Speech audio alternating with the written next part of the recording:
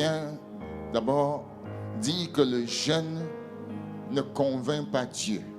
Amen. Par le jeûne, tu ne peux pas forcer la main de Dieu. Mais par le jeûne, tu t'arrimes, ou plutôt tu te mets en phase avec Dieu. Est-ce qu'on est d'accord avec ça? Parce que Dieu, lui, est toujours en phase. Mais parfois, nous sommes en déphasage.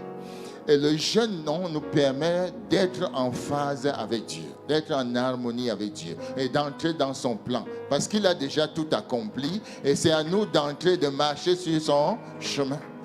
Et parfois, donc, la chair est tellement pesante que nous ne pouvons pas discerner sa voix, comprendre sa pensée, saisir sa direction. Et en jeûnant, cela nous permet de saisir la pensée de Dieu. Bien-aimés, le jeûne est une arme puissante qui propulse l'action divine dans nos vies, surtout en cette fin d'année. Parce que les fins d'année, ce sont souvent des moments de décision. Or, nous savons que nos vies sont en fonction de nos décisions. Si vous prenez de bonnes décisions, votre vie va se dérouler bien.